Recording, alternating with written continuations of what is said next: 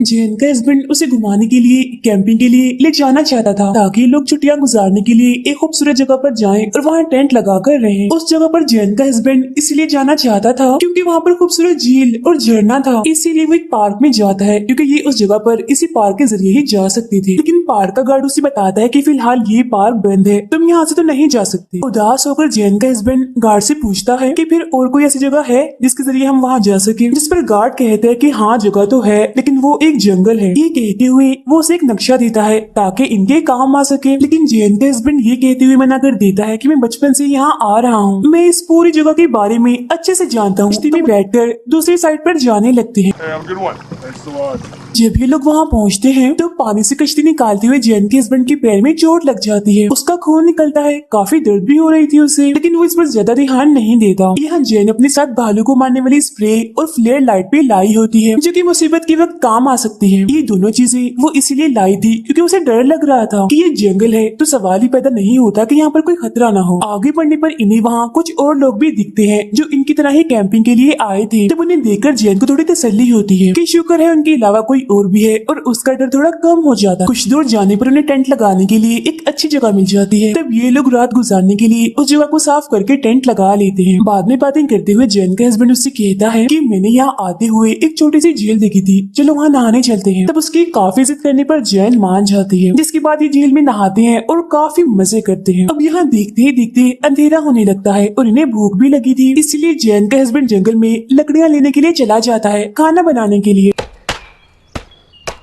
जबकि जैन यह टेंट के पास ही रुक जाती है। लकड़ियाँ लेकर जो वापस आता है तो जैन को एक आदमी से बातें करते हुए देखता है। वो आदमी अपना नाम ब्रैड बताता है और कहता है कि मैं यहाँ पर आने वाले लोगों की उनके ट्रिप में मदद करता हूँ। जैन ब्रैड को कहती है कि आज रात आप यहीं रुक जाइए और रात का खाना हमारे साथ ही खाइएगा, क्योंकि वो उसे एक अच्छा इंसान लग रहा था। लेकिन ये बात जैन के हस्बैंड को अच्छी नहीं लगती, इसलिए वो गुस्से में टेंट के अंदर चला जाता है। तब जैन भी उसके पीछे पीछे टेंट में आ जाती है ताकि पूछ सके कि उसे हुआ क्या है। उसका हस्बैंड उस पर काफी गुस्सा करता है क्योंकि वो नहीं चाहता था कि कोई उन्हें डिस्टर्ब करे जिससे उन्हें परेशानी हो। लेकिन जैन उसे कहती है कि ब्रैड एक अच्छा आदमी है और उसके पास बहुत सारी मछलियाँ भी हैं जिन्हें हम रात के खाने में पका सकते हैं। जब ये दोनों टेंट से बाहर आते हैं तो ब्रैड वहाँ से जाने लगता है, लेकिन ये दोनों उसे रोक लेते हैं क्योंकि अब उसे ऐसे जाने दिया तो ये अच्छी बात नहीं होगी। रात होते ही तीनों मछलियाँ पकाते हुए बातें कर रहे थे। अब ब्रैड यहाँ अजीबोगरीब हरकतें करने लगता है, उसका जो दिल चाह रहा था वो कर रहा था और तो वो जैन से रोकर सोने का कहता है। अगली सुबह उठकर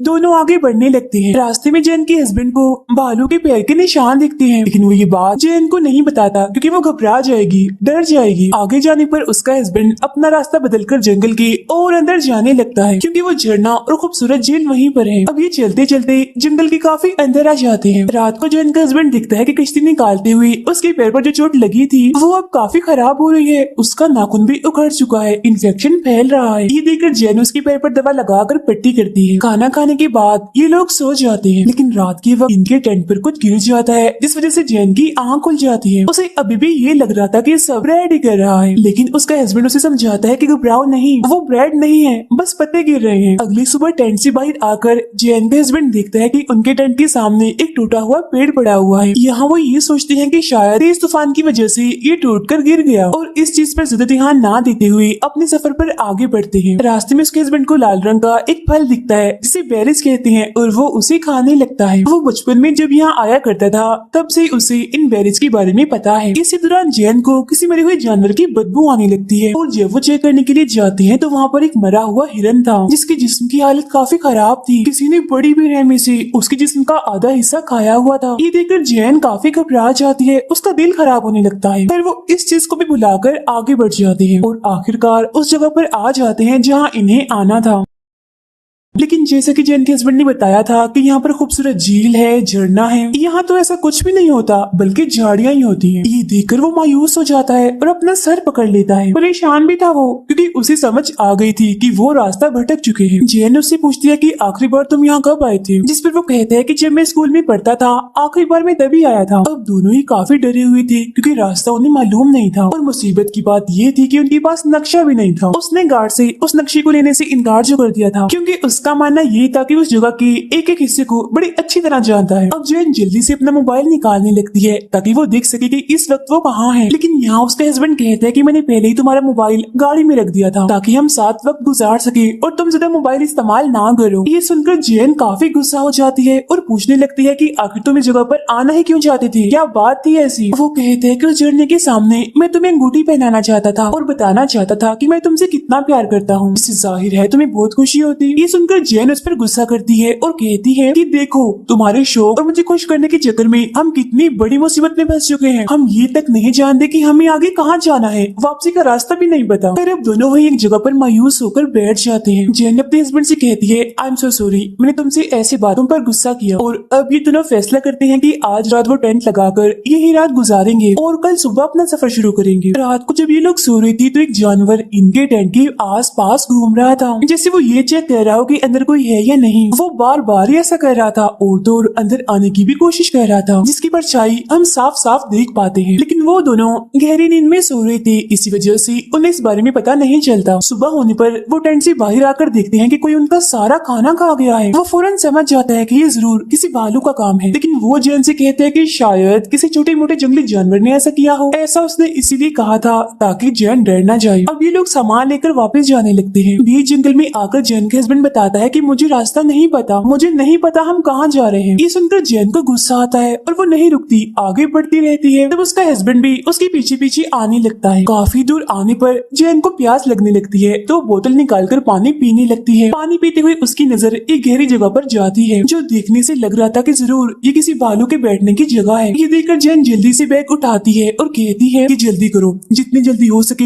हमें इस जगह से काफी दूर जाना होगा। जिसके बाद वो फौरन ही यहाँ से निकलते हैं। रात के वक्त ही आग के सामने बैठकर बातें कर रहे थे। तब जैन के हस्बैंड उससे पूछता है कि जब तुम मुझे डांट रही थी तो जो बातें तुमने की क्या वो सच थी? जिस पर वो कहती है नहीं बाबा, मुझे गुस्सा आ गया था इसलिए मैंने पता नहीं क्या क्या बोल दिया, भूल भी जाओ अब उस बात को प्लीज। अब उसका हस्बैंड उसे वो अंगूठी दिखाता है जो वो उसे जेल के पास जाकर पहनाने वाला था। वो अभी जैन को अंगूठी पहनाने लगता है, लेकिन वो कहती है कि अभी रुक जाओ, हम पहले इस मुसीबत से निकल जाए एक बार, फिर मैं खुशी खुशी पहनूंगी इस अंगूठी को। तब अचानक से उन्हें जंगल से किसी के गुर्राने की आवाज आने लगती है। ये चुप होकर पहले तो उस तरफ देखती है जहाँ से आवाज आ रही थी, लेकिन जब उन्हें कुछ ठीक नहीं लगता तो वो टेंट में चले जाते हैं। अगली सुबह जब वो जागते हैं तो जैन का हस्बैंड बाहर जाने के लिए टेंट की जिप खोलता है और वो ये देखकर काफी डर जाता है कि कुछ ही दूरी पर एक भालू खड़ा हुआ है जो एक जानवर को खा रहा है। तो वो जिप बंद करते हुए इशारे से जैन को कहते हैं कि चुप रहना, कोई आवाज नहीं करना, बाहर भालू है। फिर वो दोबारा से जिप खोलकर बाहर देखता है और अब वो भालू उनके टेंट की तरफ ही आ रहा था। तो वो डरते हुए जैन से कहते हैं कि जल्दी से मुझे कुल्हाड़ी दो। इस पर जैन कहती है ओ शिट, कल रात हमने जहाँ टेंट लगाई थी कुल्हाड़ी तो हम वहीं भूल आए हैं। अब घबराते हुए जैन जल्दी से भालू को मारने वाला स्प्रे उठा लेती है और उसके आने का इंतजार करने लगती है। अब उनकी हलचल से भालू को पता चल जाता है कि टेंट के अंदर कोई है, इसीलिए वो एकदम से ही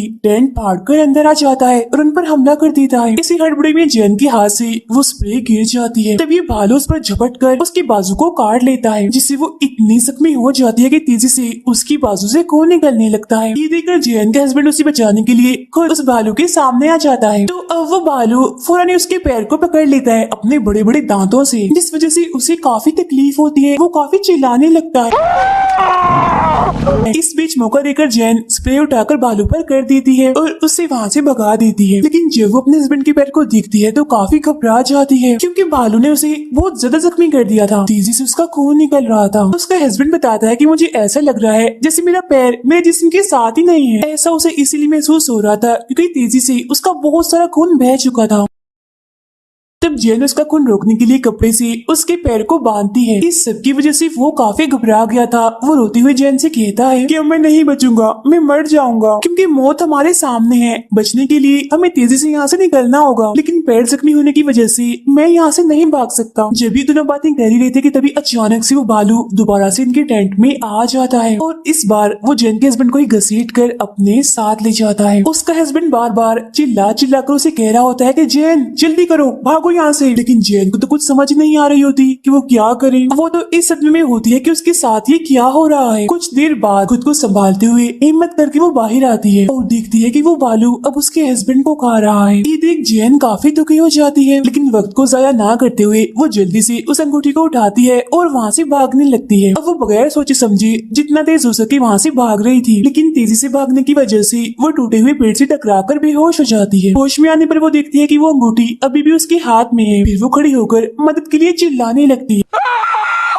कि कोई है यहाँ, प्लीज मेरी हेल्प कीजिए, मैं बहुत बड़ी मुसीबत में हूँ। इसके बाद वो अपने हस्बैंड को याद करते हुए अंगूठी को पहन लेती है और तभी उसे फिर से अपने पीछे से भालू के गुर्राने की आवाज आती है। तो वो दोबारा से भागने लगती है, लेकिन भागते भागते शाम हो गई थी और अंधेरा भी बढ़ रहा था, इसीलिए वो एक पेड़ पर चढ़कर सो जाती है। अगली सुबह एक हेलीकॉप्टर की वजह से उसकी आंख खुल जाती है, तो वो जल्दी से नीचे उतरकर मदद के लिए चिल्लाने लगती है, लेकिन हेलीकॉप्टर उसे काफी दूर था, उसकी आवाज का उन तक पहुँचना नामुमकिन था। तो मायूस होकर वो एक पेड़ के सहारे खड़ी हो जाती है। अब उसे बहते पानी की आवाज आती है। वो फौरन वहाँ जाकर चेक करती है। उसे वहाँ पर साफ पानी मिल जाता है, जिसे पीकर वो अपनी प्यास बुझाती है और अपने हाथ पर लगी हुई चोट को साफ करती है। पास ही में उसे बहुत सारी बेरिस भी दिखती हैं, जिन्हें उसका हस्बैंड खा रहा था। काफी वक्त से भूखी होने की वजह से वो उन बेरिस पर टूट पड़ती है और जल्दी जल्दी खाने लगती है। इसी बीच उसे सामने से भालू आता हुआ दिखता है और वो अपनी भूख को भी भूल जाती है और तेजी से यहाँ से भागने लगती है। भागते भागते वो एक ऐसी जगह पर पहुँच जाती है जहाँ रास्ता खत्म हो गया था और आगे एक झरना था। अब वो जानती थी कि भालू रुकेगा नहीं, बल्कि आगे बढ़ता रहेगा और झरने में गिर जाएगा। इसीलिए वो सीटी बजाकर भालू को यहाँ बुलाती है ताकि वो नीचे गिर जाए और खुद पत्थरों को पकड़कर नीचे उतरने लगती है ताकि वो दूसरी तरफ जा सके। लेकिन नीचे उतरते हुए उसका हाथ फिसल जाता है, जिस वजह से वो नीचे जाके गिरती है। उसकी पैर की हड्डी भी टूट जाती है, लेकिन यहाँ वो लकड़ियों को अपने पैर से बांधकर एक किस्म का प्लास्टर बना लेती है और एक डंडा लेकर आगे बढ़ती है। कुछ ही देर बाद यहाँ रात हो जाती है, लेकिन इस बार जैन रात के अंधेरे में भी नहीं रुकती और फ्लेयर की रोशनी जलाकर पूरी रात आगे बढ़ती है। अगली सुबह उसकी हालत काफी खराब थी, क्योंकि प्यास की वजह से